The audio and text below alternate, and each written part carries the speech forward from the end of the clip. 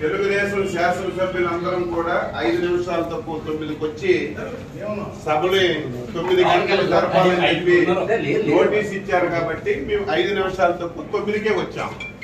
ఇప్పుడు 9:10 నిమిషాలు అయింది. శాసనసభ కనీసం బెల్ల కొట్టలేదు. ఎందుకు కొట్టలేదంటే లోపల వైసీపీకి చెందినటువంటి 3 శాసనసభ్యులు ఉన్నారు. అంటే ఈ ముఖ్యమంత్రి మీద, ఈ ప్రభుత్వం మీద వైసీపీ శాసనసభ్యునికి ఏం నమ్మకం ఉందో ఈ రోజు ఈ శాసనసభ సాక్షిగా ఈ రోజు తెలిసింది. ఏది ఏమైనా సరే ప్రజాస్వామ్యాన్ని నమ్మినటువంటి వ్యక్తులుగా శాసనసభలో మాకు ఏ అవకాశాలు ఇవ్వకుండా ప్రజా సమస్యలు లేవనెత్తకుండా మమ్మల్ని అవమానాలకు గురి చేసిన ప్రజల గురించి శాసనసభకు వచ్చి మా బాధ్యతని మేము నిర్వహిస్తున్నాం. ఇంత దారుణం ఎప్పుడు కూడా లేదు. 9-8 నిమిషాలు అయింది. ఇంత దారుణం ఏది ఏమైనా సరే ఈ 5 సంవత్సరాలు ఈ శాసనసభలో ఈ రాష్ట్రానికి ఉపయోగపడినటువంటి ఒక్క చట్టం కూడా చేయలేదు.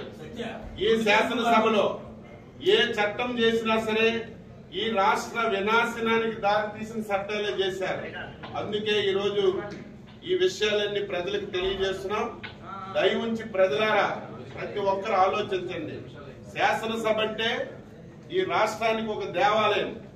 5 కోట్ల మంది ప్రజలకి న్యాయం చేసినటువంటి సభ ఈ సభని ఇంత దారుణంగా తయారు చేశారు.